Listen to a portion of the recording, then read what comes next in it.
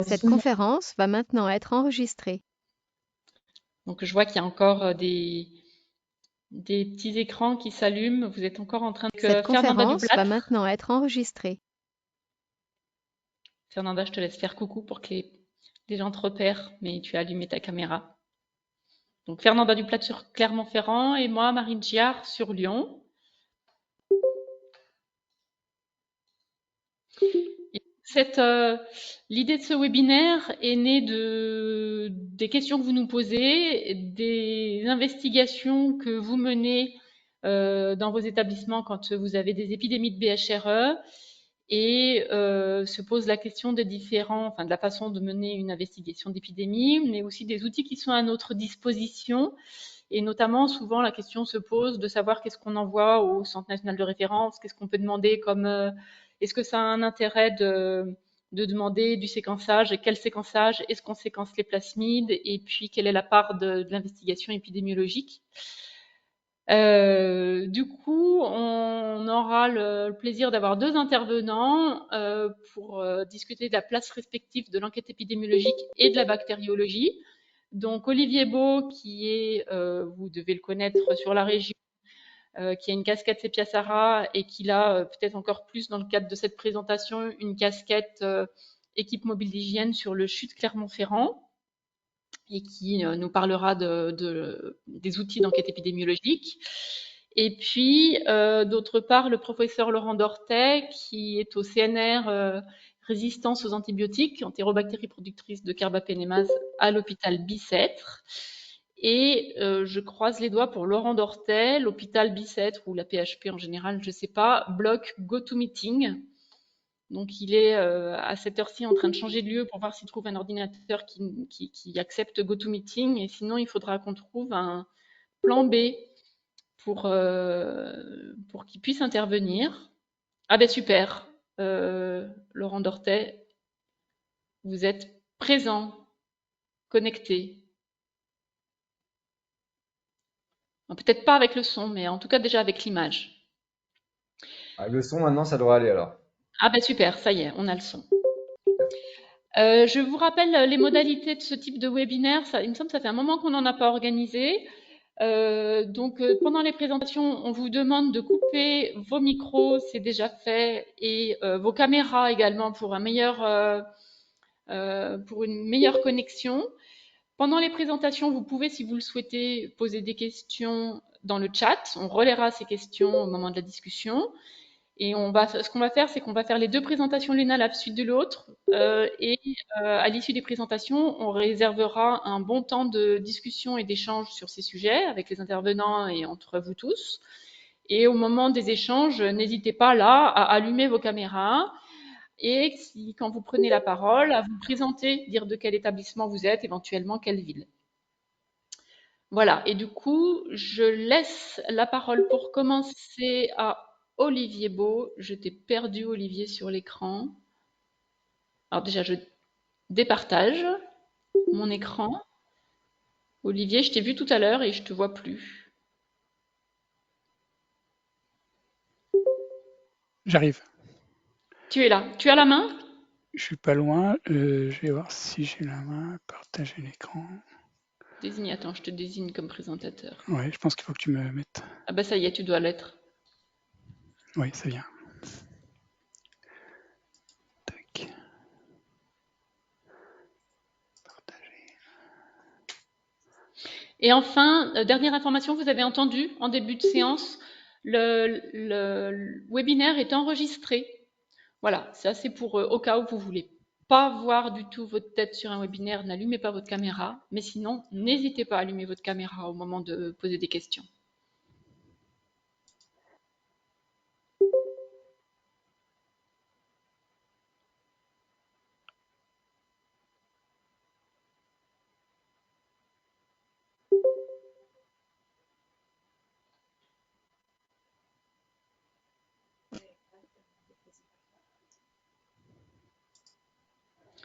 Sachant, Olivier, si tu as des difficultés, je peux partager l'écran, hein, si jamais... Ah, alors moi, ça y est, je vois en bas. Ok, C'est bon? super.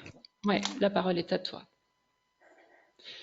Bien, Et à bonjour. chacun, vous pouvez modifier Oui. l'affichage si vous souhaitez, je pense, afficher en plus grand les diapos sur votre propre écran. Donc bonjour, bonjour à tout le monde. Bon, l'idée de cette présentation, c'est de faire un tout petit tour des outils qui sont à disposition, de leur intérêt plus que j'avoue que je n'ai pas été recherché parce qu'il y a un certain nombre d'outils qui sont disponibles sur le net et en particulier sur certains CPIAS qui ont mis des outils de tableaux pour construction de tableaux synoptiques ou de courbes épidémiques qui sont à dispo. Et j'avoue, bon, on pourra vous les mettre en lien ultérieurement voilà, mais c'est vrai que c'est pas l'objectif, c'était plus de vous présenter l'intérêt de ces différents techniques d'analyse, plus que d'aller la technique pour aller rechercher les outils disponibles sur le net. Donc, je suis désolé pour ceux qui attendaient que ce soit ça, mais on pourra y remédier à un autre moment, vous envoyer des liens s'il faut. Donc, alors, pour que ça passe. Hop. Suivant. Donc, avant de rentrer dans les outils, il me semblait important de parler ce que j'ai appelé les indispensables. Alors, j'ai fait une première diapo qui sont les indispensables, mais qui concernent les patients. Faire une investigation d'épidémie BHRE, mais comme pour beaucoup d'autres épidémies, on peut pas difficilement démarrer sans faire une définition de cas. Et là, en l'occurrence, c'est définir bien la BHRE et l'événement. Par expérience, je crois que c'est bien de s'assurer qu'il s'agit bien d'une BHRE, un bon nombre d'événements ou d'alertes qu'on reçoit, ou vous avez peut-être fait cette expérience-là. Ça peut être des abris ou ça peut être d'autres bactéries multirésistantes, parfois autorésistantes, mais qui pour autant ne sont pas des BHRE. Alors, ça ne veut pas dire qu'il ne faut pas faire d'investigation, au contraire, mais ce ne sera pas dans ce domaine-là. Donc, c'est important quand même de bien poser les choses et de savoir ce qu'on recherche. Et puis, en l'occurrence aussi, de bien se mettre d'accord ou en tout cas bien contacter le laboratoire, mais en Cette lien avec conférence va maintenant être enregistrée. En lien avec le laboratoire, c'est important de remonter à la source bien souvent pour bien caler les choses et savoir de quel mécanisme on parle, de quelle entérobactérie et valider le fait qu'on est bien face à un cas de BHRE. Bon, j'ai mis validation microbiologique de chaque cas. Je crois que c'est important quand même d'aller de remonter chaque fois et si ce n'est d'avoir le résultat microbiologique, en tout cas que ce soit bien clair pour chaque cas. Et on sait que c'est parfois un petit peu long, c'est pour ça que j'ai insisté. Il peut y avoir un petit peu de délai entre le moment du prélèvement et la validation du cas. Après, une démarche qui est là aussi pas particulière au BHRE, c'est une recherche rétrospective des cas, avec l'idée, un peu parfois illusoire, de retrouver le patient zéro, ou en tout cas le premier cas qui a été identifié dans l'établissement, pour être sûr qu'on ne méconnaît pas toute une partie de l'histoire et qu'on travaille bien sur l'ensemble des données. Alors c'est parfois un peu fastidieux, mais en principe les laboratoires ont largement ce qu'il faut pour faire ce cas-là. Après, pour chaque cas, et ça c'est long et on sait, mais il faut absolument passer par là. C'est important de reprendre l'histoire de chaque cas avec ses antécédents, et puis de manière assez rigoureuse d'identifier les conditions d'hospitalisation, de savoir si les gens sont en chambre individuelle, en chambre double, est-ce qu'il y a eu des actes invasifs, quelle était leur charge en soins, leur dépendance, comment était fait la toilette, est-ce qu'il y a eu des transferts entre services, est-ce qu'il y a eu, qu'est-ce qu'il en était pour l'élimination des excréta. Bon, ça ne vous a pas échappé que j'ai pas mis dans le bon ordre parce que j'aurais dû commencer par l'élimination des excréta. C'est une des premières questions qu'on se pose chaque fois. Finalement, comment ça se passe? Que c'est un patient qui est autonome qui va aux toilettes, ou est-ce que c'est quelqu'un qui utilise pour qui on utilise le lave-bassin pour l'élimination? Donc ça, c'est vraiment, je pense qu'on ne peut pas démarrer une enquête ou une investigation sans avoir fait cette démarche-là. Après, c'est des indispensables que j'ai intitulés indispensables de service. Et là aussi, ça va être des données importantes à recueillir pour savoir comment fonctionne le service. Il fonctionne de jour et fonctionne de nuit, parce que c'est souvent pas la même configuration en termes de personnes, en termes de partage entre parfois plusieurs services. et identifier le nombre de secteurs de soins pour savoir comment on va identifier les patients contacts. Savoir si, en termes de ressources humaines, il y a des difficultés. Est-ce qu'il y a un ratio qui est qui est le ratio habituel, on va dire, et est-ce qu'il y a un fonctionnement en secteur. Le passage obligé dans ce genre d'investigation, en tout cas pour BHRE, je crois qu'on ne peut pas dire qu'on ait mené une investigation sans qu'on soit allé jeter un œil au local lave-bassin et au lave-bassin lui-même pour savoir s'il est fonctionnel, savoir où est-ce qu'il se situe dans le service et comment il est équipé, quel type c'est. Et je dirais, par expérience, c'est important de le faire fonctionner. On ne peut pas se dire, bon, il y a un lave-bassin, c'est bon, au revoir. C'est important d'aller voir. Certains ont connu Claude Bernier qui disait, on se moquait d'elle parce qu'on disait à chaque fois elle va mettre la tête dans le lave-bassin, mais c'est vrai que c'est important de voir les bus, de voir comment ça fonctionne vraiment précisément, et pas de se dire bon c'est bon, il y a un lave-bassin, tout est réglé, parce qu'on peut avoir de mauvaises surprises. Savoir s'il y a des douches individuelles ou des douches communes, et puis vérifier comment sont installées les douches, savoir comment ça fonctionne par rapport aux toilettes de la chambre et comment c'est disposé. Le nombre de chambres individuelles ou de chambres doubles du service, ça aussi, ça va conditionner la diffusion ou la dissémination ou la facilité de dissémination ou les mesures à mettre en place. Donc ça aussi, c'est important. Après, regarder l'ICHA du service. Alors c'est pas un ICHA, c'est pas une fin en soi. On sait que ça peut être discutable, il faut relativiser, mais c'est quand même souvent une première approche qui est pas inintéressante. En tout cas, tout aussi intéressante que les emplacements des flacons de SHA. Est-ce qu'il y en a partout? Et c'est vrai que quand on fait des investigations, on s'aperçoit que parfois sur des points clés comme le local lave-bassin, il n'y a pas de solution hydroalcoolique. Donc on se dit que voilà, on va pouvoir tout d'emblée améliorer les choses. J'ai mis la consommation antibiotique en DDJ. Alors c'est pas toujours facile à recueillir, mais avec les pharmacies maintenant et ceux qui participent à Consores en particulier, normalement on doit y arriver. Et ça peut être, c'est un élément qui peut être intéressant parce qu'on sait que la pression de sélection va conditionner, ou en tout cas peut faciliter la dissémination, c'est certain. C'est important de voir, de repérer quel est le référent ou le correspondant d'hygiène du service, et de recueillir, si ce n'est pas le cas, l'implication des pilotes du service, on va dire. Alors, j'ai mis praticien, cadre du service, mais c'est important qu'ils soient d'emblée partie prenante dans cette démarche d'investigation. Après, bon, j'ai parlé d'indispensable que j'ai intitulé équipe management. Voilà. La communication est hyper importante dans ces gestions d'épidémie. Ceux qui en ont fait l'expérience le savent. Hein. Il faut que tout le monde ait la même information, ou que l'information soit accessible à tous. Donc une rencontre de tous s'impose. Des soignants, c'est souvent facile à organiser. Des praticiens, c'est parfois un petit peu plus compliqué, mais c'est absolument nécessaire. On ne peut pas estimer qu'on gère une épidémie correctement s'il n'y a que les soignants qui sont mis dans la boucle. Les praticiens ont leur mot à dire, et leur appui, il va falloir qu'ils soient avec nous, quoi. Présenter la situation à tout le monde, avec le nombre de cas, avec la date de début, avec le nombre de transferts, la gravité des cas ou pas, le nombre de cas affectés, le nombre de cas colonisés. Ça aussi, c'est des éléments qui sont nécessaires. J'ai intitulé « Prendre la température de l'équipe » pour identifier, là aussi, hein, ça n'a rien de spécifique au BHRE, mais quand on vu les moyens qui sont mis autour d'une épidémie, il peut y avoir des craintes, il peut y avoir des peurs, il peut y avoir des certitudes, des défiances, et c'est important de les identifier parce que c'est des éléments qui peuvent être contre-productifs ou parfois être utilisés pour avancer. Le bouc émissaire, le leader, bon, voilà, c'est aussi des situations qui favorisent ce genre d'identification. On met souvent le doigt sur des dysfonctionnements d'équipe, alors parfois des choses banales, mais parfois des choses un peu plus compliquées qu'on n'est pas toujours capable de résoudre, mais c'est important de les identifier parce que ça peut aider à la gestion, voire l'investigation.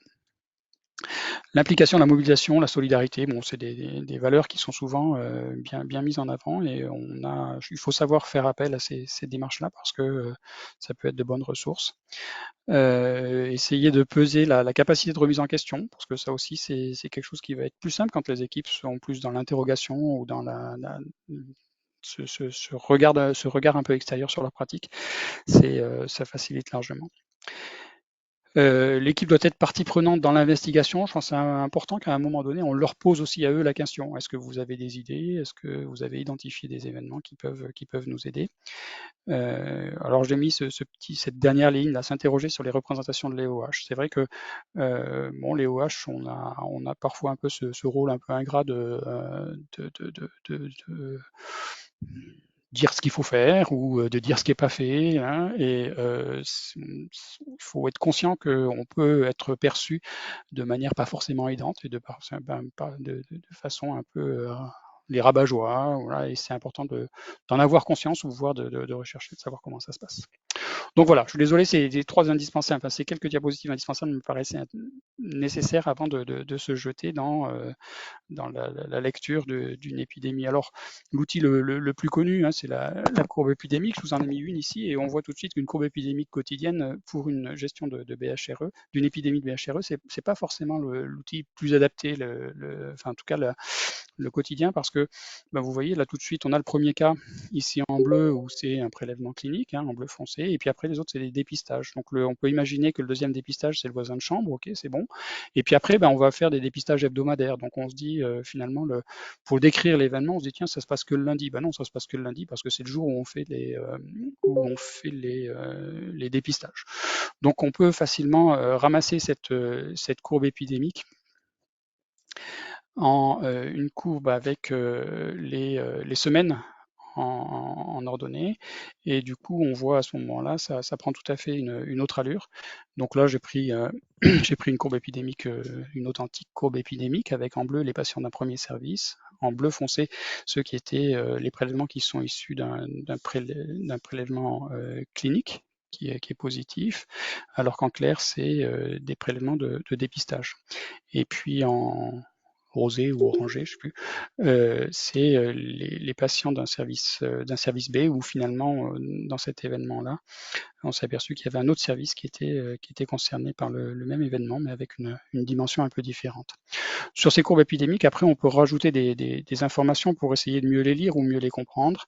Donc là, la mise en place d'un dépistage hebdomadaire qui vient assez vite, hein, à partir du moment où un patient porteur est hospitalisé dans un service. Après, on peut imaginer qu'effectivement, dans les investigations qui sont réalisées, on identifie la bactérie dans les siphons, donc il va y avoir des démarches qui vont être mises en place. Et puis, on peut aller jusqu'à se dire, bah, finalement, il y a pu y avoir une panne de lave-bassin qui peut expliquer un peu ce bolus de cas qui survient entre la semaine 1 et la semaine 10. C'est un peu fictif hein, ce que je vous ai mis là, donc faut pas imaginer. Je pense que la réactivité aurait été meilleure avec une panne de lave-bassin identifiée à la semaine 2 ou à la semaine 1 même d'emblée. Hein. Mais c'est des choses qui arrivent finalement. On pensait que le lave-bassin marchait bien et puis finalement il marche pas ou que les gens n'ont pas la technique.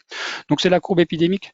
J'avoue que dans la description a posteriori d'une épidémie de BHRE, c'est souvent instructif. Quand elle dure dans le temps, et vous voyez, bon, celle-là, elle dure au moins sur un an et demi, ça peut être parlant de l'exprimer comme ça. Je ne suis pas sûr que ce soit l'outil parfaitement ad hoc pour décrire toute épidémie de bactéries hautement résistantes et émergentes. Par contre, le tableau synaptique, là, je pense que c'est un outil qui est, enfin, il me semble, en tout cas dans les pratiques qu'on a, qui pour nous est beaucoup plus utile. Alors, excusez-moi, il y a un micro allumé avec des personnes qui parlent. J'essaie d'identifier. Peut-être que je suis. Je suis désolée, je vais vous nommer parce que je n'arrive pas à vous éteindre. Madame Laetitia Giraud, est-ce que vous pourriez couper votre micro, s'il vous plaît? Donc le principe du tableau synoptique, c'est bon, d'avoir ici en haut, vous voyez ma flèche, hein, c'est bon? Merci. Est-ce que vous voyez ma flèche? Fernanda, tu vois ma flèche? Non. Donc en haut, vous avez les dates, hein, tous les jours, avec en grisé les week-ends. Et puis après, sur chaque ligne, ici, là, le A, B, C, D, c'est un patient avec son nom, prénom, sa date de naissance. Et on va essayer de dérouler son parcours hospitalier sur la période épidémique pour voir comment ça se passe. Donc, si je prends le premier cas, on peut identifier chaque événement sur ce tableau synoptique, avec tout d'abord des espèces de grands rectangles là, qui identifient le secteur dans lequel le patient est hospitalisé, ici donc dans le service de chirurgie A, entre le 4 et le 22 septembre.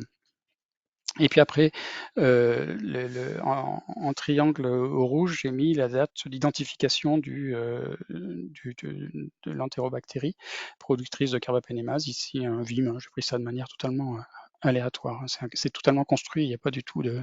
Vous ne pourrez pas vous reconnaître. Et le premier prélèvement, bien sûr, c'est celui qui a été fait, c'est souvent le cas, hein, à moins que ce soit du dépistage d'admission, mais là, ça a été fait sur un ECBU pré-chirurgie. Hein, le dièse, là, c'est un passage au bloc opératoire.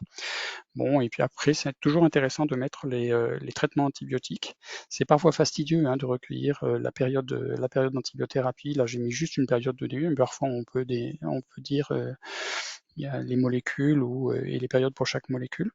La mise en place des précautions complémentaires, donc là avec ce diagramme un peu rayé, qui permet de dire, alors on pourrait se dire dans l'idéal, à partir du 6 septembre, a priori, il n'y a pas de dissémination possible puisque les précautions complémentaires contacts sont en place. Donc c'est théorique, mais c'est vrai que ça relativiserait a priori la période de dissémination. On imagine que finalement, la période où ça a pu disséminer, c'est plutôt entre le 4 et le 5, avant qu'on ait identifié cette BHRE, et on verra après comment ça peut se passer pour chaque patient. Donc après, on voit que ce patient, lui, il est passé en réanimation à partir du 23 septembre, avec un dépistage d'entrée, comme dans beaucoup de réanimations, qui identifie à nouveau le portage de bactéries hautement résistantes et émergentes, une antibiothérapie.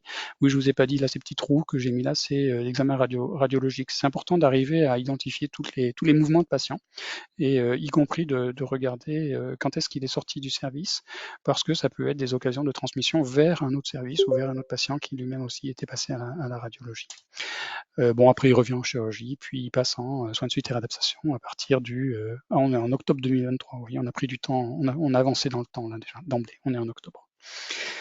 Donc après, on décrit chaque patient. Donc on voit apparaître le patient B qui était chambre 457, donc on peut dire chambre limitrophe, mais patient qui était hospitalisé dans une période où les précautions complémentaires contacts étaient bien mises en place. Donc a priori avec une certaine maîtrise de la transmission croisée, et ça peut orienter vers d'autres modes de transmission.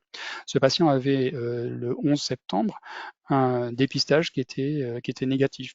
Effectivement, on était dans cette ambiance d'identification d'autres patients, et on peut imaginer que dans ce service, on était mis tous les lundis des dépistages systématiques, et donc on le voit arriver le 11 septembre négatif, et par contre, le 18 septembre, après une antibiothérapie, une chirurgie, ce dépistage se positive, avec derrière mise en place des précautions complémentaires contact. Le troisième patient qui a qui fait un séjour assez court, entre le 17 et le 25 septembre, date à laquelle il décède. Et là, on voit qu'il avait un dépistage d'admission toujours un lundi qui était négatif, qu'il a une chirurgie et dépisté positif quelques jours après son admission.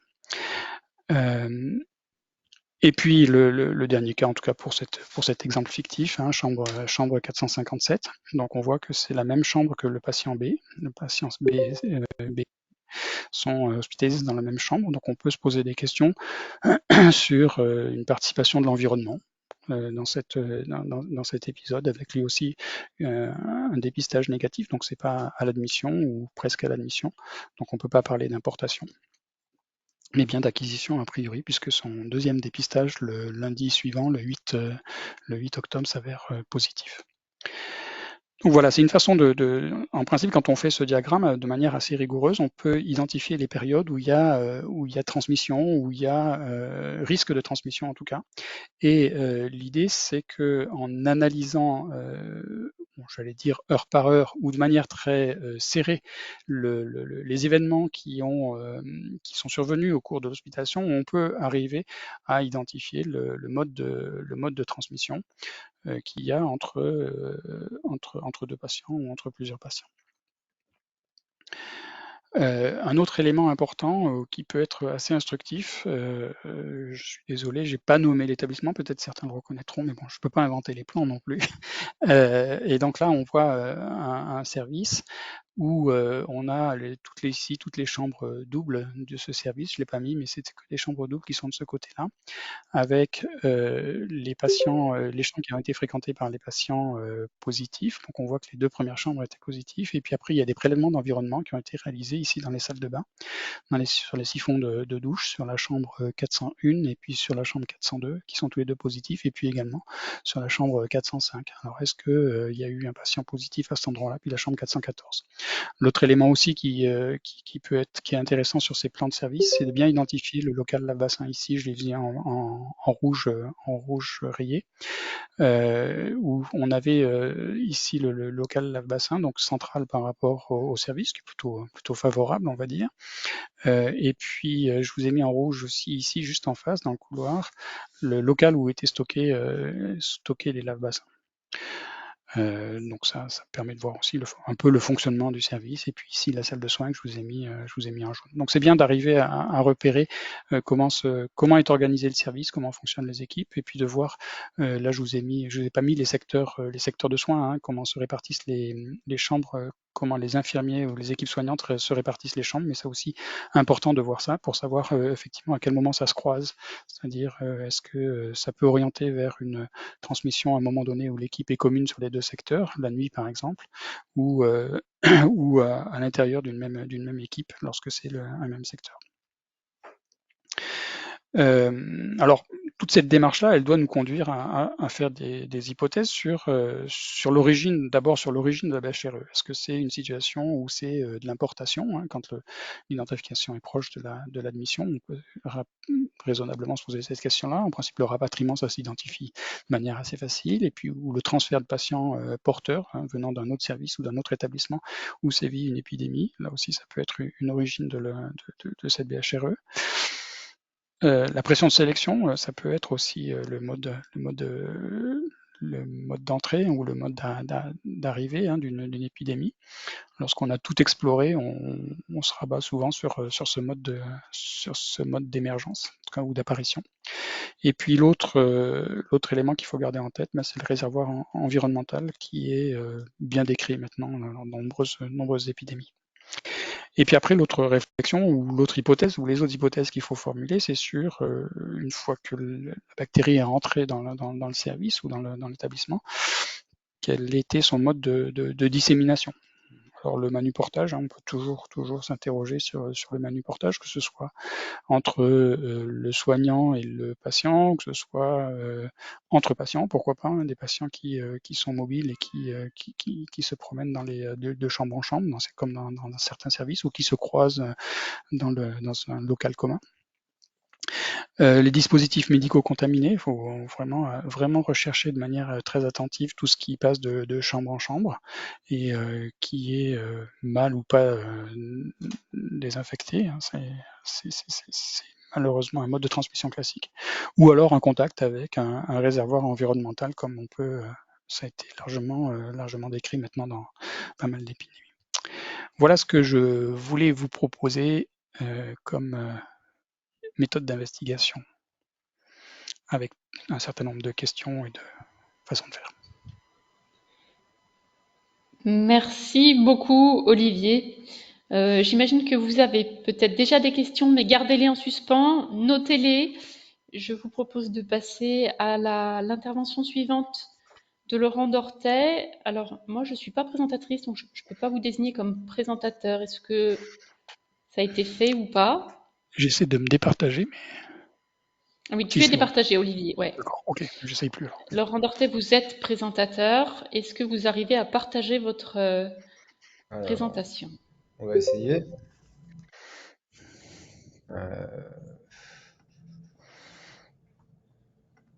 Non.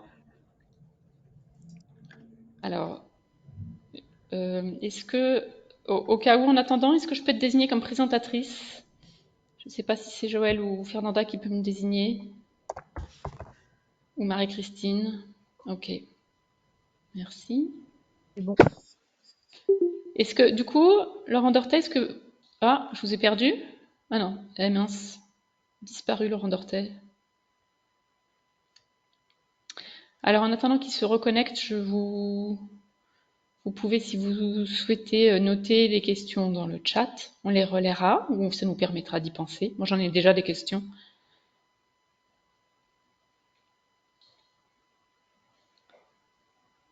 Parce que autant je peux partager la présentation de Laurent Dortet, mais je ne peux pas la faire à sa place du tout.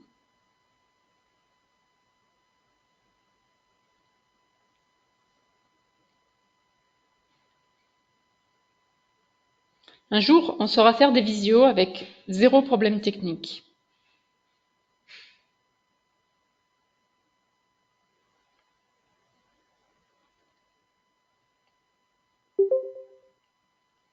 Revoilà.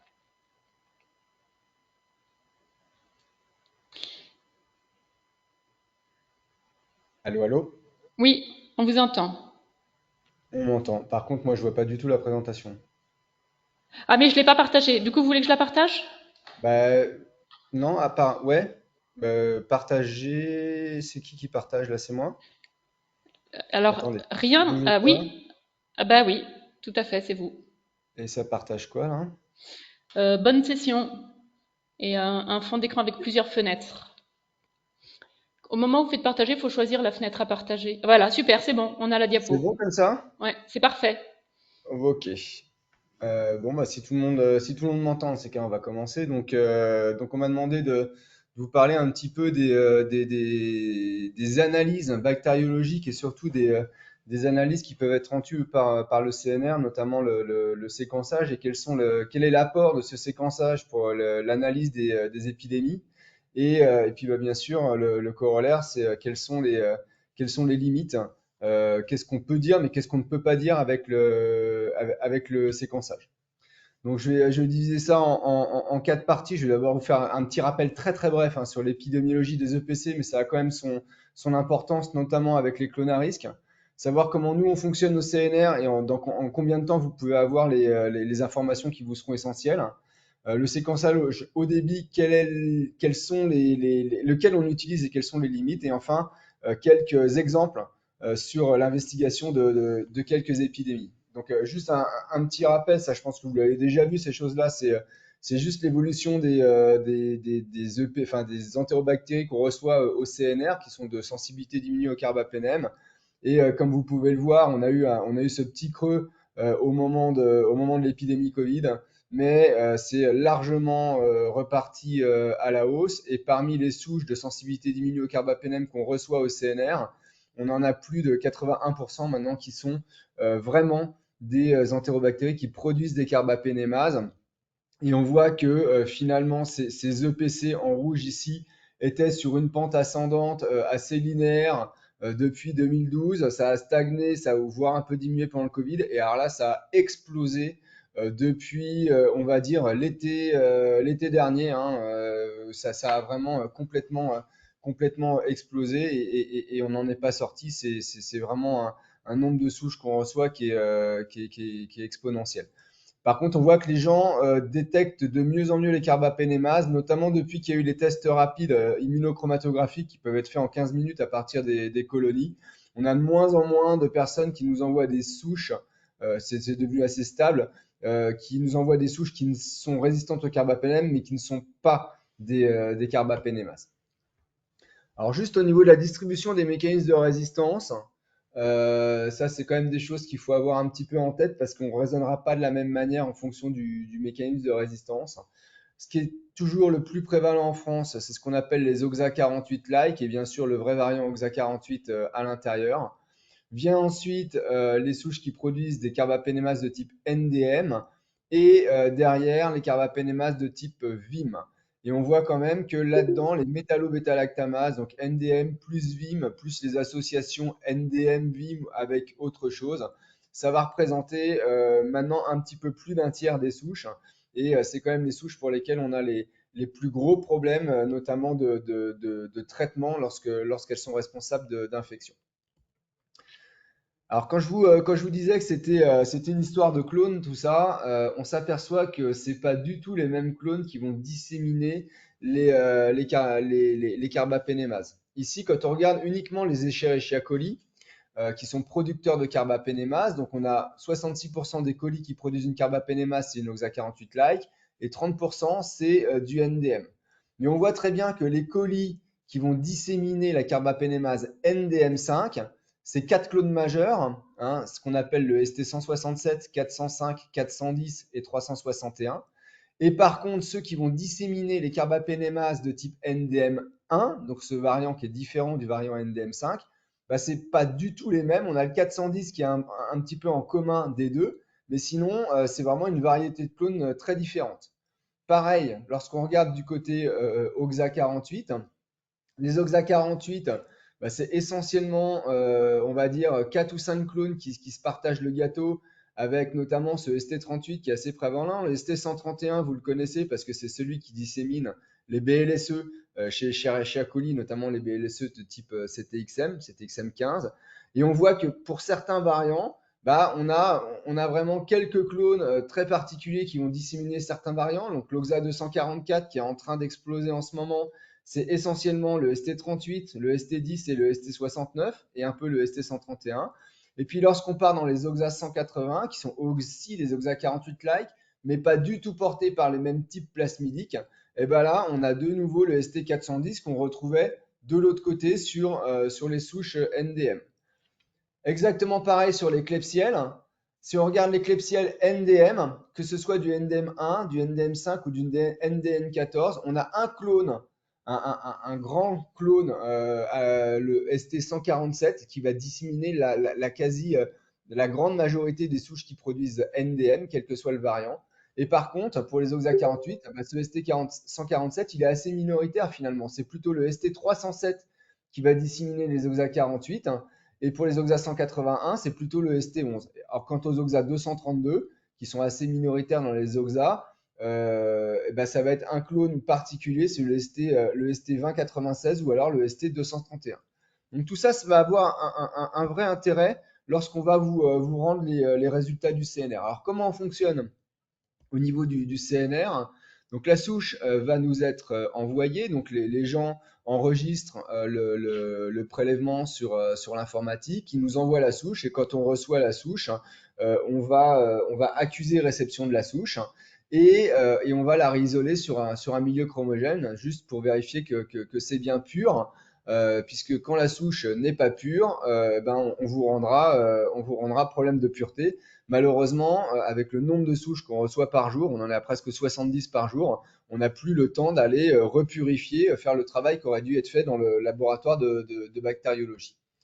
Ensuite, quand la souche est pure, on va faire un antibiogramme, on va faire des CMI pour les antibiotiques de dernier recours, et on va faire une bandelette immunochromato, la NG-Carba5, qui nous permet de détecter les 5 grandes classes de carbapénémase majeures, KPC, NDM, VIM, IMP et les OXA 48-like. Et là, il y a plusieurs possibilités. Soit le test, il est bien positif. Alors, je vous ai dit que les gens les détectaient de mieux en mieux, donc ça va arriver dans 80% des cas.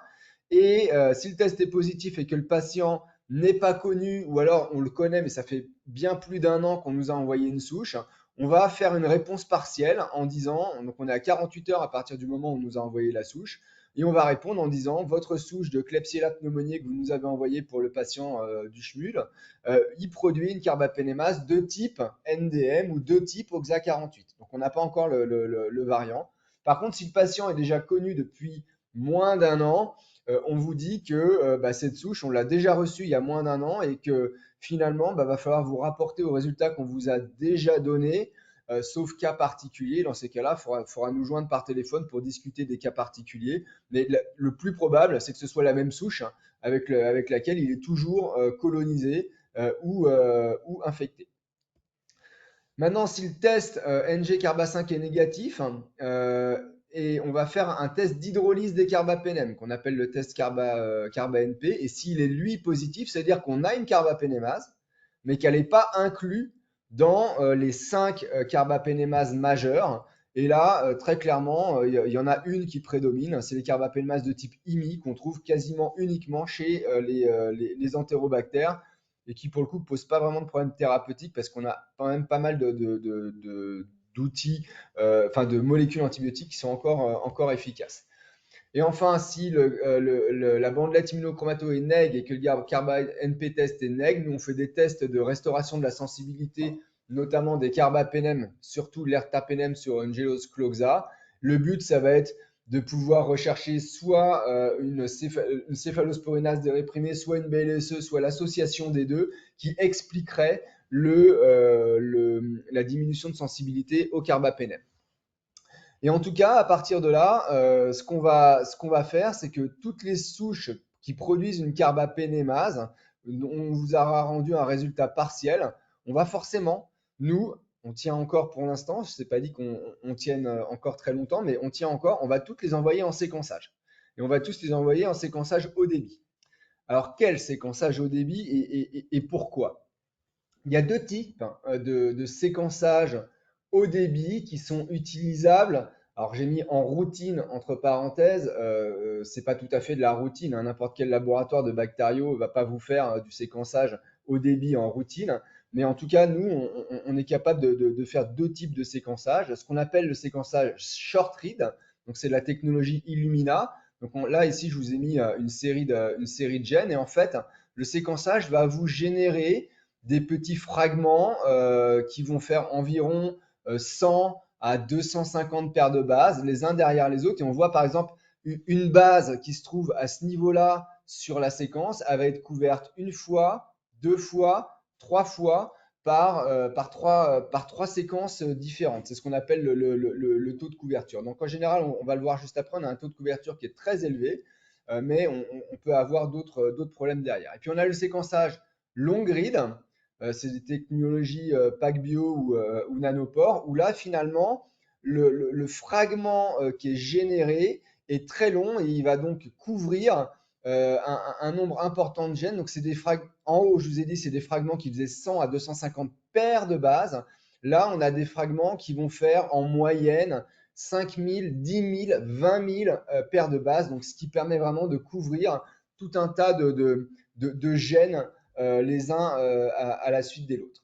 Alors, quels sont les avantages et les inconvénients de ces techniques? Alors déjà, on va commencer par le premier, c'est le coût.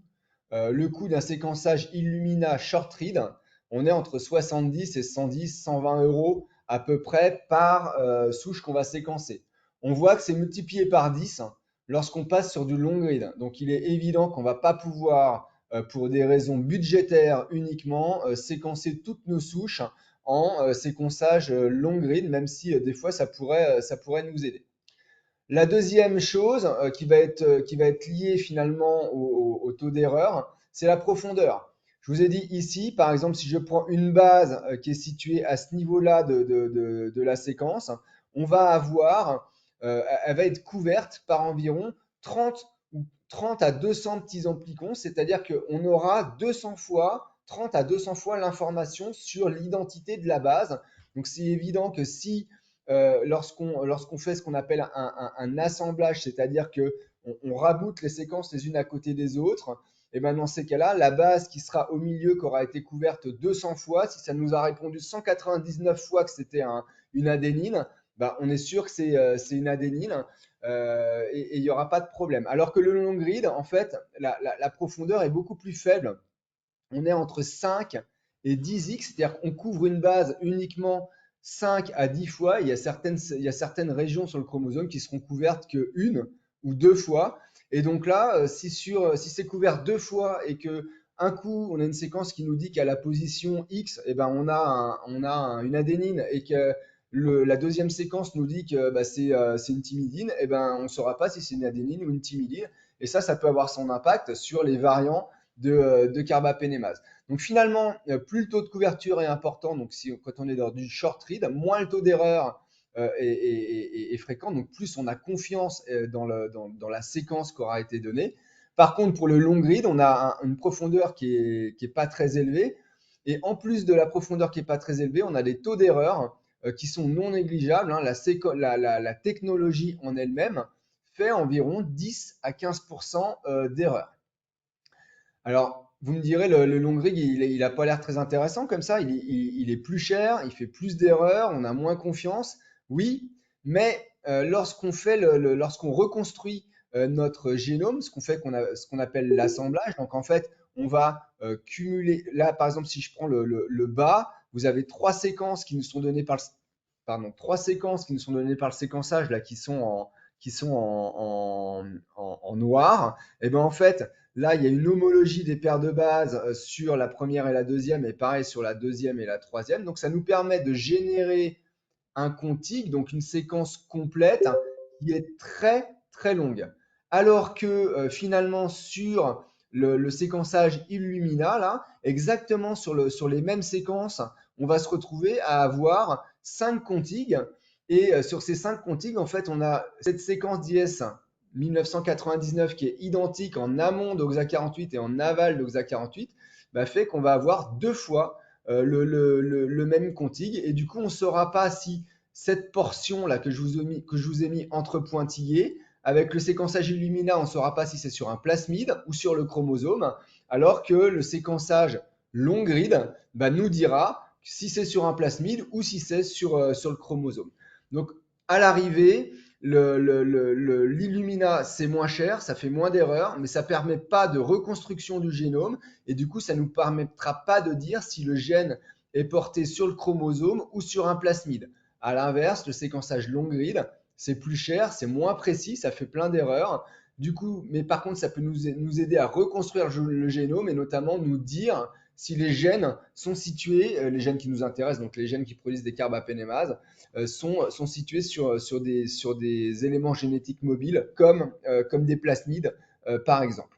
Donc en fait, l'idéal des deux, l'idéal ce serait d'avoir les deux. Hein, ce serait de pouvoir séquencer une souche à la fois en long grid et puis pour avoir une reconstruction complète des plasmides et des chromosomes et pouvoir le corriger avec l'efficacité du très faible taux d'erreur qu'on a sur le short read. Et du coup, on arriverait à des coûts qui seraient environ à 1 000 € par souche. Alors, comment on va investiguer une épidémie? Alors, je vais vraiment vous parler de ce qu'on a à partir des résultats qu'on peut vous rendre. En fait, à chaque question, il y aura une technique qui sera plus pertinente que l'autre. Si on se pose la question de savoir est-ce que les souches que je suspecte provenir de la même épidémie sont identiques ou pas, bah, il faut qu'on évite les erreurs de séquençage. Il va falloir qu'on compare les génomes 2 à 2, donc ce sera plutôt l'Illumina, hein, le short read, qui sera le plus efficient. Mais pour le coup, il va falloir qu'on compare des choux et des carottes et des carottes. Il va falloir qu'on compare des souches qui appartiennent à la même espèce, c'est évident, parce qu'une Klebsielle, si on la compare à un Enterobacter cloacae, bah, il n'y a pas besoin de faire du séquençage. Je peux déjà vous dire que ce ne sera pas les mêmes, c'est certain. Il faudra qu'elles produisent le même variant de carbapénémase. Hein, on sait déjà par exemple que le OXA48, c'est pas du tout la même chose qu'OXA 181, c'est déjà pas les mêmes plasmides qui les portent. Donc on va comparer vraiment des choses strictement identiques. Et puis nous, au niveau du CNR, au niveau du séquençage, on va vous rendre le schéma MLST, on va vous dire à quelle séquence type appartient votre Klebsiella pneumoniae qui produit la carbapénémase OXA 181. On va vous dire à quel microcluster déjà il appartient. Donc en fait, si je prends l'exemple, le cercle bleu, là, tout très grand comme ça, c'est l'ensemble des Escherichia coli. Et dans l'ensemble des Escherichia coli, le schéma MLST, en fait, on va séquencer complètement 7 gènes de ménage. Donc 7 gènes, c'est pas beaucoup hein, sur l'intégralité du génome, c'est vraiment une goutte d'eau dans la mer. Mais déjà ça va nous permettre de distinguer ce qu'on appelle des ST, hein, des grands ST. On voit bien que le ST orange, il sera différent du ST vert, il sera différent du ST rouge, il sera différent du ST jaune. C'est ce que je vous ai montré tout à l'heure en vous disant qu'il y avait déjà des grands clones qui disséminaient des carbapénémases différentes.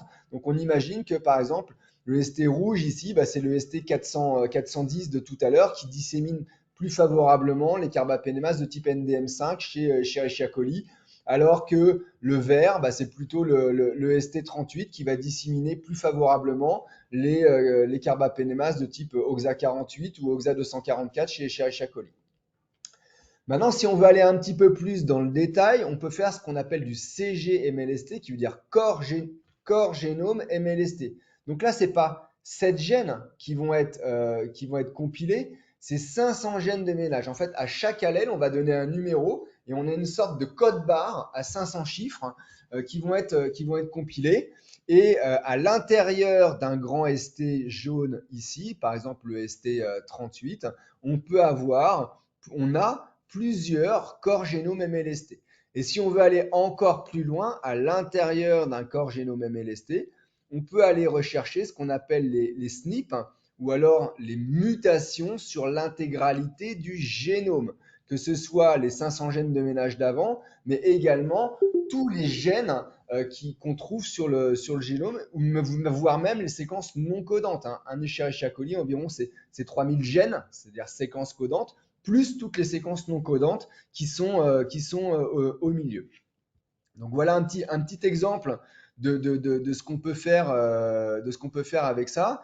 Ici, je vous ai mis un arbre phylogénétique des souches de Klebsiella pneumoniae du ST147. Ça veut dire que toutes ces Klebsiella pneumoniae, déjà c'est toutes des Klebsiella pneumoniae, toutes ces Klebsiella pneumoniae, les 7 gènes de ménage qui ont été séquencés, ils ont tous exactement le même allèle. Donc, ils sont tous identiques. Donc, déjà, ça permet de faire le tri. Donc, on sait qu'on est dans du ST147, mais on voit que même à l'intérieur de ça, il y en a plein de différentes. Ici, ce que vous avez toutes les couleurs sur l'extérieur, là, c'est des carbapénémases différentes. Donc, ensuite, on peut aller un peu plus loin. On va prendre uniquement celles qui produisent NDM14, puisqu'on a eu une explosion des NDM14. Et on voit que déjà, c'est juste une portion de ce ST147. Et ensuite, on va aller comparer les génomes 2 à 2. Et ce que vous avez dans la matrice qui est située à droite ici, c'est le nombre brut de mutations entre deux souches. Et on estime logiquement sur des épidémies classiques que 2 souches qui appartiennent au même ST sont différentes si on a plus de 20 mutations sur l'intégralité du génome. Alors ensuite, l'autre question qui peut être posée, qui nous est posée, c'est les gens ont des souches qui ne sont pas identiques. Ils savent qu'ils ont des Escherichia coli et des Klebsiella pneumoniae. Elles sont toutes OXA48, mais ils se posent la question de savoir si ça fait quand même partie de la même épidémie. Et ça, c'est vraiment le gros problème d'OXA48 parce que ce gène qui se trouve ici, là, en bleu et qu'on retrouve en bas, là, il est situé sur un plasmide qui est toujours le même.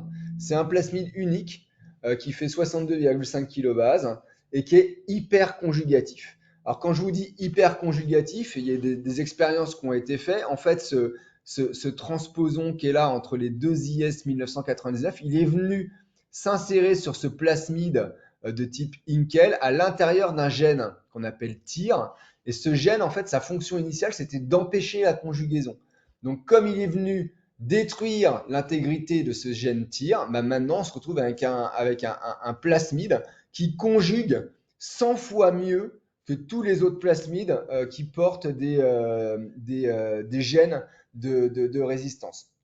Donc ça a un vrai impact parce que finalement, un patient qui va se coloniser le lundi avec une Klebsiella OXA48, le mardi, il aura dans son tube digestif un coli OXA48, une Klebsiella OXA48, un Citrobacter OXA48, un Enterobacter OXA48, et du coup, il peut transmettre à un second patient une autre espèce qui sera OXA48 que le coli ou la Klebsiella initiale qu'il y avait chez le premier patient. On va essayer d'exemplifier ça pour que ce soit peut-être plus simple à comprendre. Vous avez ici donc 2 souches qui nous venaient toutes les deux de Saint-Étienne. C'était tous les deux des citrobactères. Tous les deux des citrobactères, ils produisaient tous les deux OXA48 et le sequence type était sequence type 8 pour la première souche et sequence type 22 pour la deuxième souche. Donc très clairement, ça voulait dire que notre patient numéro 1, il avait un Citrobacter frundi ST8 qui produisait OXA48 et notre patient 2, il avait un Citrobacter frundi ST22, donc qui n'est pas la même souche, qui produisait aussi OXA48. Et là, on voulait savoir s'il y avait transmission croisée ou pas. entre ces patients. Alors là, il y a plusieurs possibilités. Dans le scénario 1, où on estime qu'il n'y a pas de transmission croisée, nos deux patients, ils sont arrivés tous les deux avec leur souche. Un qui avait un Citrobacter ST8 OXA48 et un qui avait un Citrobacter ST22 OXA48. Et du coup, à J+3, je vous ai dit que le plasmide OXA48 il passait très rapidement dans d'autres souches du tube digestif du patient. Et le patient numéro 1 ici, le patient blanc, il va se retrouver toujours avec son Citrobacter ST8 OXA48, mais en plus, comme il avait une Klebsiella ST1 sauvage, sa Klebsiella ST1 sauvage, elle va être en plus OXA48 dans son tube digestif. Pareil, le patient noir ici, il avait son Citrobacter frundi ST22 OXA48 au départ, dès le début, et du coup, il va le transmettre à une autre souche qu'il avait dans son tube digestif, par exemple une Klebsiella pneumoniae ST316 qui était sauvage au départ et qui va, ou BLSE comme vous voulez, et qui va devenir OXA48 en plus. Donc là, c'est le scénario où finalement on a des choses complètement indépendantes qui se sont passées. Deuxième scénario, toujours pas de transmission croisée. On va se retrouver avec l'inverse, c'est-à-dire qu'on avait un patient, notre patient blanc, il avait un Citrobacter frundi ST8 OXA48 au départ et une Klebsiella sauvage, alors que le patient numéro 2, il avait une Klebsiella 312 initialement qu'on n'a pas détectée et un Citrobacter ST22 qui était négatif, qui n'était pas OXA48. Et du coup, comme les plasmides, ils passent très vite à l'intérieur de sa flore, à J3, on se retrouve bien avec nos deux souches, notre Citrobacter frundi ST8 OXA48 et notre Citrobacter ST22 OXA48, plus les autres qui peuvent être vraisemblablement sous-dominants dans la flore digestive du patient. Et maintenant, exactement avec les mêmes souches, on peut aussi avoir de la transmission croisée.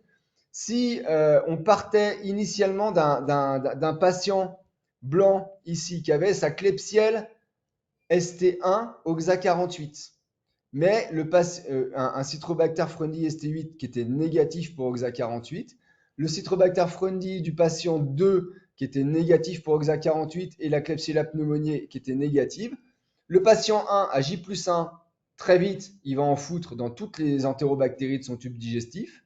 Le patient 2, il a toujours, pour l'instant, à J+1, aucune de ces deux souches qui possède ce plasmide blanc, là, OXA48. Par contre, à J+2, ça va être la Klebsiella qui va être transmise par manuportage, par exemple, ou par autre chose, du patient 1 au patient 2. Et puis à J+3, de cette Klebsiella ST1, ça va passer dans toutes les entérobactéries de son tube digestif. Et si on fait le dépistage à J+3, on se retrouve avec nos deux souches qu'on a récupérées ici à Saint-Étienne, une souche de Citrobacter ST8 OXA48 et une souche de Citrobacter ST22 OXA48. Donc on voit bien que là, pouvoir affirmer que deux souches sont identiques, on sait faire. Si on a vraiment aucune différence entre les deux, pouvoir affirmer qu'elles font partie de la même épidémie, c'est clairement plus possible, notamment lorsqu'on a des phénotypes avec OXA48 qui tombent sur un plasmide qui diffuse très très vite. Donc finalement, lorsqu'on a des souches qui sont toutes différentes et qu'il ne s'agit pas du même plasmide qui diffuse d'une bactérie à l'autre, qu'est-ce qu'on peut faire? Pour OXA48, je vous ai dit, c'est toujours le même plasmide qui diffuse. Donc ça, c'est assez facile, c'est rapide, ça passe très très vite et ça passe que d'une entérobactérie à une autre. Pour les autres carbapénémases, les plasmides sont beaucoup plus variés, ils conjuguent beaucoup moins bien, 100 fois moins bien, et certains ont tendance à prédominer. Donc si la question c'est de savoir si deux souches ont le même plasmide, pour le coup, on n'aura pas le choix. On va être obligé de faire du séquençage long grid pour pouvoir obtenir la séquence du plasmide et il va falloir corriger les erreurs avec du short read. Alors je vais maintenant vous montrer un dernier exemple où là on va tout mixer en fait. Ça c'est un exemple d'une comparaison que j'ai réalisée pour mes collègues de Lyonnais d'ailleurs. Et il se posait certainement la question de savoir, donc c'était des prélèvements environnementaux qui avaient été faits, il se posait la question de savoir si on avait une souche, si on était si on avait affaire avec toutes ces souches-là à la même épidémie ou pas. Alors déjà, très clairement, on peut voir tout de suite qu'on a du VIM4, du VIM1 et du NDM1. Donc très clairement, la souche NDM1 et la souche VIM4, d'emblée, on savait que ça ne faisait pas partie de la même épidémie. Par contre, pour les souches VIM4, on s'aperçoit qu'on avait, alors il y avait des ST qui étaient assez prédominants, le ST 233, mais on avait d'autres ST qui correspondaient même à d'autres espèces. Alors, ils ne savaient même pas que ça correspondait à d'autres espèces parce que malheureusement, un Enterobacter casi-hormachii, un Enterobacter hormachii, un Enterobacter asburiae, le Malditoff, pour lui, ça rend Enterobacter cloacae. Donc ça, c'est la même chose pour tout le monde. Et en fait, très clairement, lorsqu'on va décortiquer un petit peu, et maintenant on sait un petit peu mieux ce qui se passe, c'est un papier qui est en cours de soumission. Il y a un plasmide qui est endémique maintenant dans la région lyonnaise depuis 2014. C'est un plasmide de type INC-HI2 sur lesquels vous avez tous les gènes ici de résistance qui sont codés. Et puis même de temps en temps, il y a un petit gène en plus ici, le gène MCR9.2. Donc on voit que finalement, tous les gènes que vous avez en jaune ici, ils sont tous sur le même plasmide. Donc vraisemblablement, on a un plasmide qui est partagé entre les souches d'Enterobacter hormachii hoffmanni et les souches d'Enterobacter casi-hormachii, voire même les souches d'Enterobacter peut-être asburiae. Et quand on va décortiquer tout ça en faisant un mix de séquençage long read et short read, on voit qu'on a en fait une succession d'épidémies. Je vais aller directement à l'essentiel. Quand on le montre sous ce format-là, on a vraisemblablement ici un réservoir qui peut être environnemental, dans lequel habitent à la fois des souches rouges, qui sont un Enterobacter cloacae complexe qui produit NDM1, et on sait que, comme on a fait du long read, on sait que NDM1 dans cette souche, il est chromosomique, et que là, cette souche rouge, elle a fait des petites épidémies avec des transmissions de patient en patient, mais cette souche rouge, elle a pu acquérir ce plasmide INC-HI2 qui porte VIM4 pour avoir des souches vertes qui sont à la fois NDM1 et VIM4 et qui ont pu faire quelques petites épidémies, là, l'épidémie epsilon, l'épidémie alpha, l'épidémie bêta. Et puis, de temps en temps, ça a certainement copulé avec des pseudomonas parce qu'on voit qu'on a une souche bleue ici, qui est la souche d'Enterobacter NDM1 chromosomique, qui a acquis un plasmide qui porte IMP, qui porte le gène qui code pour la carbapénémase IMP13. Et IMP13, ça vit que chez le pseudomonas, ça n'a jamais été décrit chez les entérobactéries, en tout cas en France. En tout cas, c'est extrêmement rare. Donc là, très clairement, on peut objectiver que vraisemblablement, on n'a pas la preuve ultime, hein, c'est impossible à l'avoir, mais l'enquête épidémiologique qui est associée à cette analyse génomique va permettre de supposer très fortement un même réservoir environnemental où on aurait un Enterobacter cloacae NDM1 chromosomique qui a copulé avec un Enterobacter cloacae qui est maintenant endémique dans la région lyonnaise, qui possède le plasmide INC-H2 ou IAVIM4, et qui aurait aussi copulé avec un pseudomonas et à qui il aurait récupéré le plasmide INC-P1 où il y aurait la carbapénémase IMP13. Donc tout ça pour vous dire que nous au CNR, pour toutes les souches productrices de carbapénémase, elles seront toutes séquencées pour l'instant en routine. Le séquençage qu'on fait, alors pour raison de moyens, c'est forcément du short read. Hein, on ne peut pas faire du long read comme ça, c'est juste impossible. C'est beaucoup plus long et surtout beaucoup plus cher. Et donc, qu'est-ce que les comparaisons de souches vont pouvoir confirmer? La comparaison de souches va permettre de confirmer que deux souches sont identiques. Si on a exactement la même souche, c'est-à-dire moins de 20 SNP, moins de 20 mutations sur l'intégralité du génome, on sait que deux souches sont identiques. Donc ça va permettre de confirmer une transmission croisée.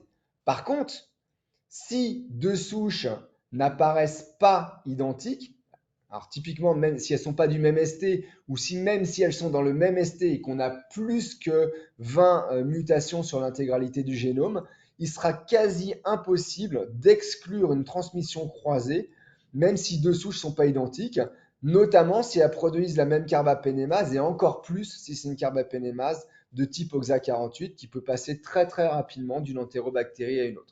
Donc tout ça pour vous dire que l'enquête autour des cas, et notamment ce qui nous a été montré, d'aller voir comment ça se passe dans les services, d'aller faire les synopsis, ça reste nécessaire, je dirais même plus que nécessaire, c'est essentiel pour pouvoir compléter les résultats de la comparaison de souches qui, encore une fois, peut uniquement nous confirmer quand deux souches sont identiques, mais peut en aucun cas nous confirmer qu'on a affaire à une même épidémie lorsqu'on obtient deux souches qui sont différentes.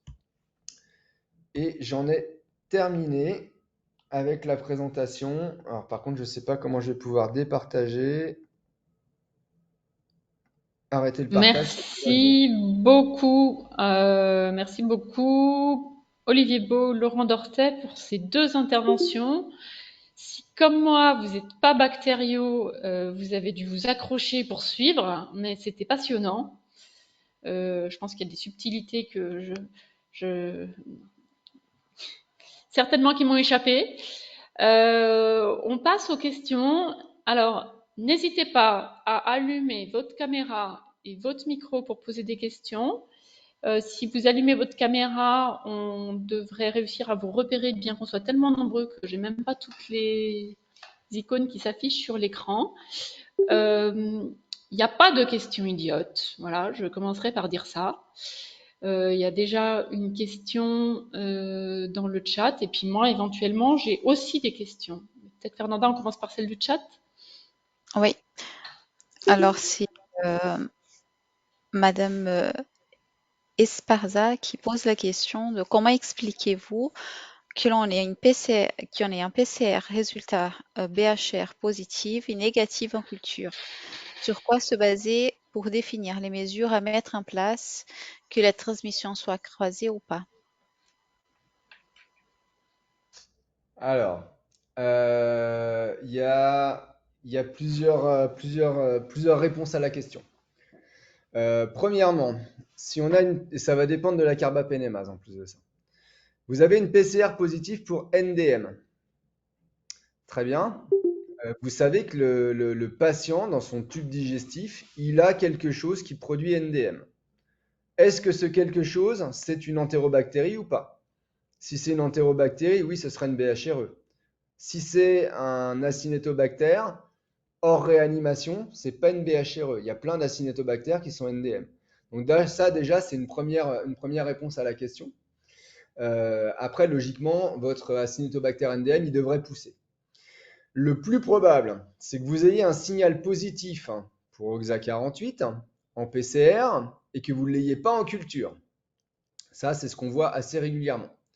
Il va falloir regarder ce qu'on appelle les CT. Alors maintenant, on est tous habitués à ces CT avec le Covid. Vous savez que quand le CT il est très bas, ça veut dire qu'on avait une charge virale qui était très élevée. Là, c'est exactement pareil. Plus le CT est bas, plus il y a un nombre de copies du gène qui est important dans le tube digestif du patient. Donc si vous avez des CT qui sont bas, en général, ça va tourner autour de, on va dire, entre 15 et 20, 22, 23. Ça veut dire qu'il y a de l'OXA48 dans le tube digestif. L'OXA48, il est que dans les entérobactéries. On ne peut pas se tromper là. C'est forcément dans les entérobactéries. Très rare cas, on va avoir des chez Wanel, mais c'est des histoires de chasse. Par contre, si ça ne pousse pas, ça veut dire que vraisemblablement, vous avez affaire à un variant qui s'appelle le variant OXA244. Et ce variant OXA244, c'est un variant d'OXA48, donc qui sera détecté par PCR, mais qui a une activité d'hydrolyse un petit peu moins bonne que les OXA48 et il ne pousse pas sur les principaux milieux de dépistage que sont les chromidés carbasmart de Biomérieux. Donc pour le coup, il va falloir faire une autre gélose pour pouvoir essayer de l'attraper si vous voulez pouvoir envoyer la souche au CNR et potentiellement faire des comparaisons derrière. Mais ce variant OXA244, il est, on connaît le sommet de l'iceberg. On en a de plus en plus en France, il y en a de plus en plus en Europe, très clairement. Et ce qu'on a actuellement, c'est vraiment la partie émergée de l'iceberg. Vraisemblablement, on en rate 70%. Merci. Du coup, ça veut dire techniquement, c'est pas des faux négatifs, non, des faux positifs de PCR. Bah, techniquement, c'est pas du faux positif de PCR. Le faux positif de PCR, c'est rare. Ok. Je dis pas que ça peut pas arriver, hein, mais c'est rare. En attendant d'autres questions éventuelles techniques, j'en pose une qui nous est posée régulièrement. Qui paye quand on vous envoie une souche? Est-ce que c'est l'établissement? Parce que là, en plus, vous avez fait mention de différences de prix qui sont importantes suivant le type de séquençage, par exemple.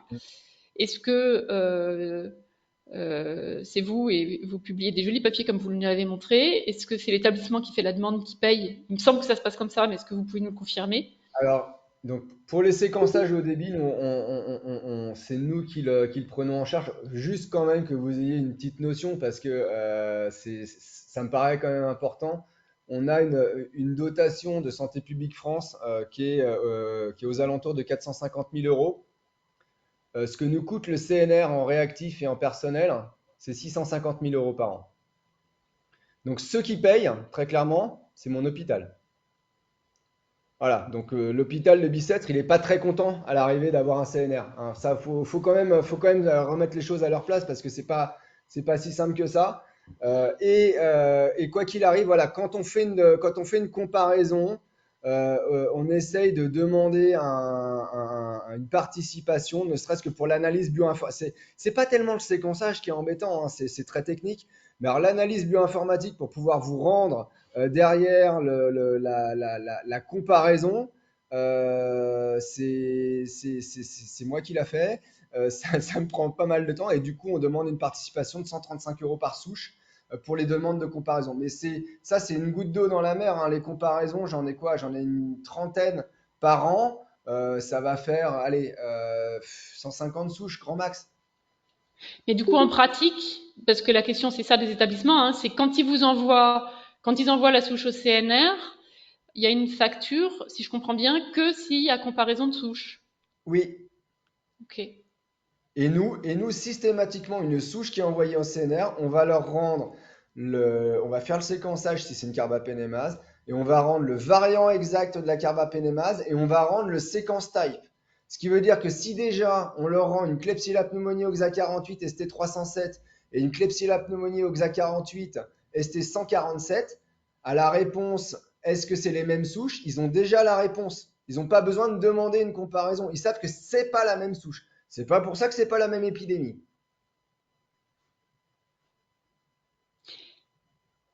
Merci. Peut-être Olivier, tu allumes ta caméra, qu'on voit qu'on peut aussi te poser des questions. Est-ce que est-ce qu'il y a des questions qui naissent? Sinon, j'en ai encore, hein. Mais c'est mieux si ce sont vos questions.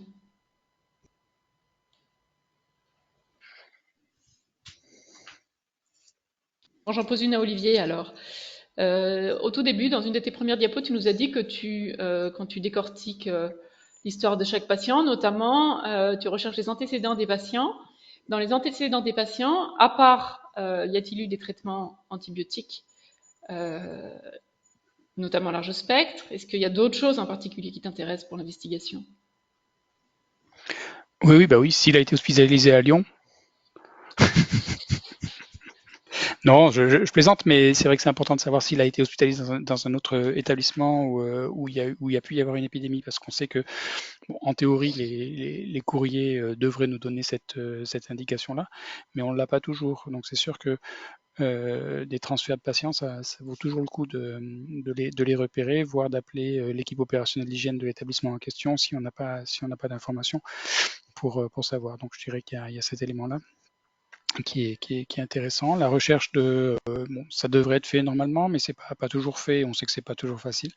La recherche de séjour à l'étranger, pas forcément hospitalier, mais ça peut être dû pour les loisirs et qui peut être effectivement une occasion d'acquérir une BHRE. Donc voilà, c'est des éléments qui sont intéressants à recueillir. Et comme tu l'as dit, hein, les différents, enfin nous on regarde particulièrement effectivement les antibiothérapies successives qu'il peut y avoir chez certains patients un peu lourds. Ça donne une idée de la pression de sélection, de la facilité d'acquérir un germe qui circule, un micro-organisme qui circule dans un environnement. Merci. Si je peux rajouter juste une petite chose là-dessus, je pense que dans les résultats de dépistage qui sont négatifs, hein, un dépistage négatif, hein, qui a été fait alors qu'une antibiothérapie avait été démarrée un jour ou 2 jours avant, a beaucoup plus de poids qu'un résultat négatif pour lequel le patient n'avait pas reçu l'antibiotique. Très clairement, ça, je pense que c'est une information qui est essentielle, hein. Oui, complètement.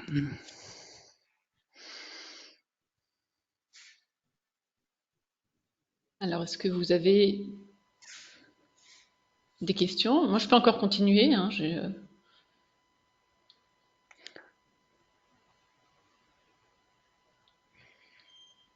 T'as pris ta respiration, Olivier, c'est pour une question? Oui, oui, oui. Vas-y. Ah non, non, pardon, tu pensais que j'allais poser une question. Non, j'ai pris ma Oui, respiration pour pas pour être en apnée respirer. trop longtemps, quoi. Oui, D'accord. Alors, vous nous avez parlé, donc Laurent Dortet, des Oxa 48 avec qui conjuguent très bien et très rapidement. Et du coup, on a des idées même de vitesse de transmission entre souches bactériennes dans l'intestin et même entre patients.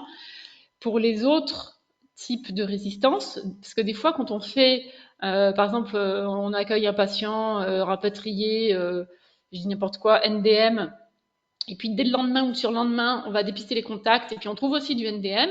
Est-ce que on peut se dire que c'est trop rapide, il n'y a pas eu le temps d'avoir une transmission croisée? Est-ce qu'il y a des délais minimums à respecter pour se dire oui, il y a eu le temps d'avoir une transmission croisée? Ou est-ce que pour l'ensemble des mécanismes de résistance, ça peut être très rapide? Alors, malheureusement, on est en biologie, hein, c'est pas des maths, donc ce sera pas une réponse tranchée. Pour les Oxa 48, on sait que voilà, c'est extrêmement rapide, hein, c'est de l'ordre de la journée, hein, pour Oxa 48, hein. Pour les autres, carbapénémase, en règle générale, pour pouvoir, quand on suit un patient, ça passe beaucoup moins vite, mais ça finit toujours par y arriver. Un patient qui va être colonisé avec une Klebsiella NDM, si on prend sa flore au fur et à mesure, bien sûr, au bout d'un moment, il va avoir un Escherichia coli NDM aussi, un Enterobacter cloacae NDM aussi. Donc ça dépend de plein de choses. On a aussi certains plasmides qui se plaisent mieux dans certaines espèces. Le plasmide VIM4, qui est endémique à Lyon, vous allez le retrouver systématiquement dans des espèces du genre Enterobacter. On ne sait pas pourquoi, on n'a pas la réponse pour l'instant, mais quasi systématiquement, c'est dans de l'Enterobacter. Alors, est-ce que le système de conjugaison se fait mieux entre Enterobacter? Est-ce que le plasmide est mieux gardé par des souches d'Enterobacter et que bah, si ça passe dans une Klebsiella, elle va s'en débarrasser assez vite parce que c'est pas, c'est un coût énergétique pour elle ou pas? Vraisemblablement, mais on a quand même l'impression qu'il y a des choses, il y a des choses qui se passent. Et c'est toute cette histoire de clone, hein, que je vous ai montré au départ, hein. Tout ce qui est Vim, de façon générale, c'est de l'entérobactère dans 70% des cas. Ce serait juste un hasard, on aurait chaque espèce qui serait représentée de la même manière. Donc oui, on va y arriver. Quand c'est sur des plasmides, on finit toujours par arriver à en mettre dans toutes les entérobactéries. Mais là où c'est le plus problématique, c'est vraiment Oxa 48 et les entérobactéries. Ok. Il me semble qu'il y a une main qui s'est levée, Gilles Antoniotti, mais je la vois plus levée. Est-ce qu'elle est... Oui, bonjour, Gilles Antoniotti Ramsay. J'avais une question, moi, sur la durée de portage. Euh, à savoir, bon, on garde la notion d'une année. J'ai un peu du mal à imaginer qu'on puisse pas avoir ces portages plus longtemps. Est-ce que vous avez de l'expérience là-dessus? Alors, au CNR, on a suivi on a eu donc je vous ai dit, hein, au CNR, quand on a un patient pour lequel on nous renvoie une souche avec le même type de carbapénémase, on ne l'étudie pas si ça fait moins d'un an qu'on l'a reçu. On a quand même des patients où on est à plus de 10 ans de portage. Et alors non seulement 10 ans de portage avec la même carbapénémase, mais alors là, pour le coup, avec la même souche qui produit la même carbapénémase. Parce que pour le coup, on a eu la souche 10 ans avant et 10 ans après. C'était à la mutation près la même souche. Donc il y a des délais de portage qui peuvent être extrêmement longs. Et on imagine assez facilement que, en plus de ça, dans les cas d'Oxa 48 où ça va passer très rapidement d'une entérobactérie à une autre, même si la flore digestive du patient évolue, parce que quand il est à l'hôpital, il a plus facilement dans son tube digestif, on va dire, des germes nosocomiaux, genre entérobactères, Klebsiella, alors que quand il va retourner à domicile, ça va se rééquilibrer, il va repartir avec un peu plus d'Escherichia coli parmi les entérobactéries. Mais comme il aura balancé son plasmide Oxa 48 de sa Klebsiella à un Escherichia coli, vraisemblablement, il va rester colonisé plus longtemps. Ça n'a pas encore été formellement démontré, mais il y a une petite tendance à ça quand même. Et merci. Tout ça pour dire que nous clairement, hein, on considère coloniser un jour, coloniser toujours. Ça, on ne voulait pas l'entendre. Olivier, tu voulais dire quelque chose? Oui, non, non, moi je voulais pas l'entendre non plus, mais je pense que ça dépend quand même du parcours du patient aussi, hein. Il y a des choses comme ça. Parce qu'on en voit qui disparaissent très vite aussi, hein. On a eu des surprises de ce côté-là. Bon. Oui, oui, ma question c'était, on a compris à travers les quelques exemples que les carbapénémases n'étaient pas l'exclusivité des entérobactéries, qu'il pouvait y en avoir sur d'autres bactéries, y compris telles que Pseudomonas ou Acinetobacter baumannii. Est-ce que on le voit pas, ou finalement ces carbapénémases n'ont pas du tout la même épidémiologie que celle qu'on a sur les entérobactéries? Alors, elles font pas partie par définition des BHRE, puisque pour nous, les BHRE, c'est commensal de notre tube digestif. Et est-ce qu'elles ont aussi la même. Moi, j'avais retenu que Oxa23, on en trouvait facilement chez les Acinetobacter baumannii, mais on n'a pas l'impression que ça sorte très facilement de ces bactéries-là. Est-ce que c'est une impression ou est-ce que c'est la réalité? C'est une semi-réalité.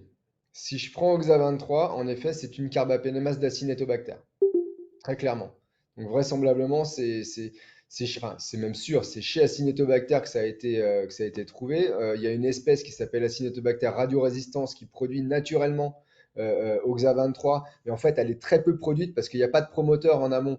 Donc on voit strictement rien. Et ensuite, ça a sauté sur des plasmides avec un promoteur fort en amont. Et là, on a vraiment la production de la carbapénémase. Donc ça se balade, on va dire à 99,9% chez Acinetobacter. Maintenant, vous le savez peut-être pas, mais Oxa 23, on le trouve aussi chez les entérobactéries. Et chez une seule espèce d'entérobactéries, quasiment, c'est Proteus mirabilis.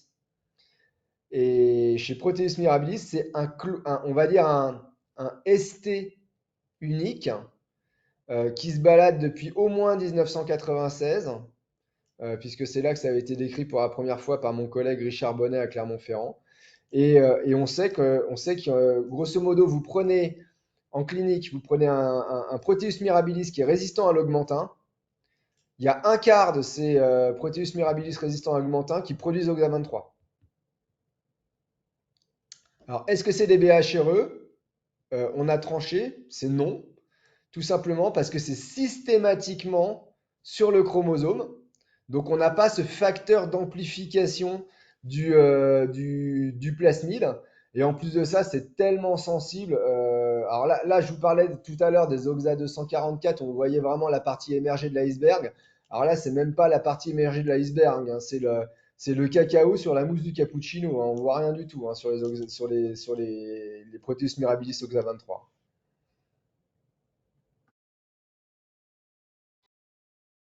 Merci bien. Est-ce que je guette, hein? N'hésitez pas s'il y a des questions. Moi, j'en ai encore potentiellement deux des questions. Je voudrais pas que ce soit un webinaire privé pour moi où je peux poser toutes mes questions. Parce que vous en avez quand même Souvent, hein, vous nous interrogez souvent, et puis on se dit, bah, faudra peut-être qu'on interroge le CNR. Alors,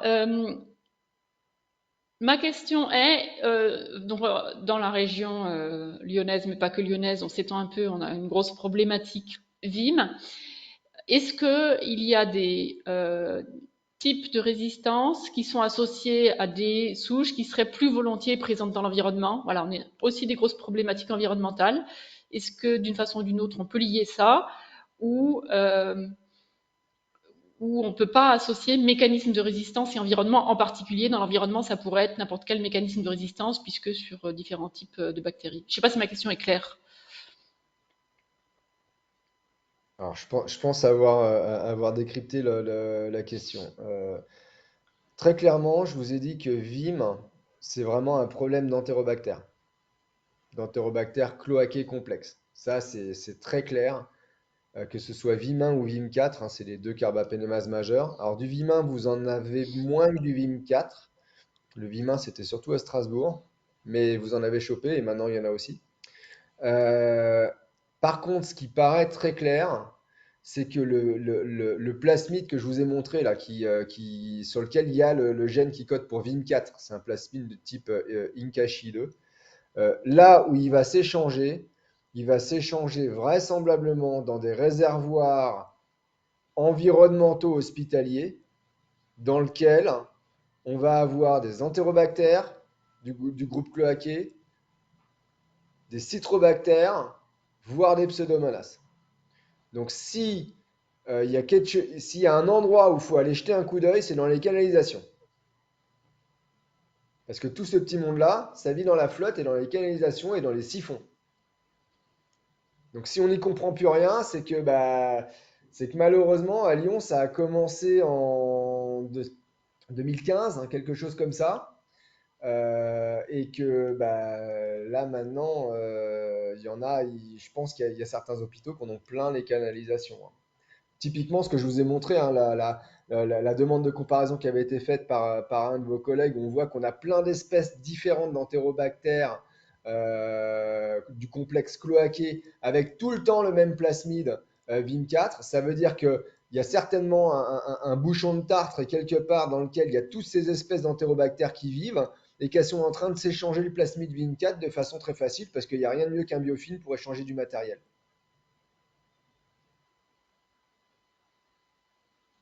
Ok, merci.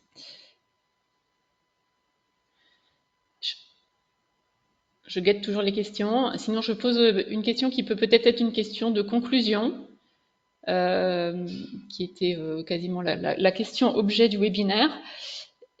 Si je résume, pour la question du séquençage des plaques, parce que la façon de définir une épidémie ou une transmission d'un mécanisme de résistance, d'un point de vue microbiologique, on peut imaginer que c'est en raisonnant, on dit c'est le séquençage du plasmide qui permet de dire si oui ou non il y a eu transmission du plasmide d'une bactérie à une autre et d'un patient à un autre.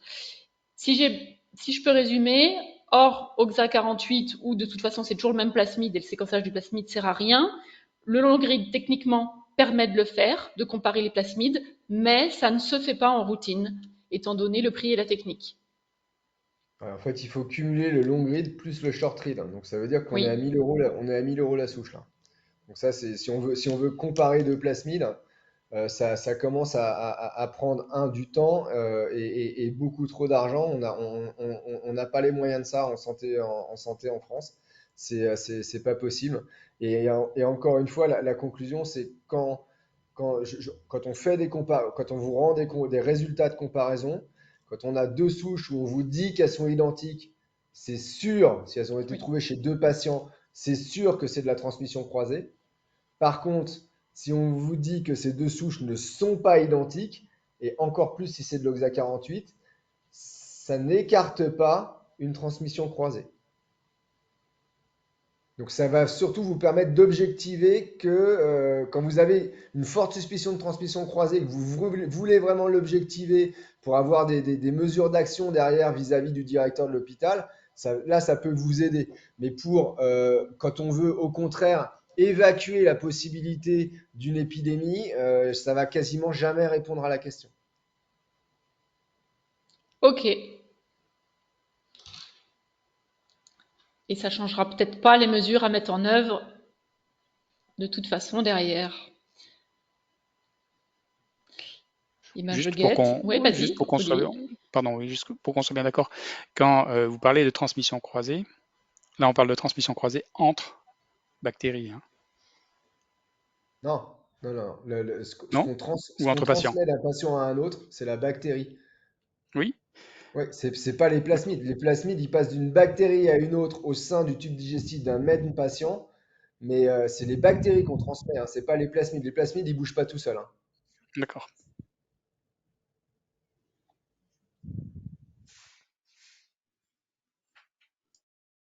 Eh ben, je vous remercie beaucoup, tous les deux, Olivier Beau et Laurent Dortet, pour vos interventions. Je remercie les participants d'avoir participé à ce webinaire, même si vous êtes cachés derrière vos caméras. Vous êtes nombreux à être restés connectés jusqu'au bout et je sais que ça en intéressait beaucoup qui étaient en attente de ces interventions. Le webinaire sera, enfin, je vais demander confirmation, autorisation aux intervenants, mais sera accessible en replay. Pas de problème. Merci à tous. Au revoir. Merci. Au revoir. Au revoir.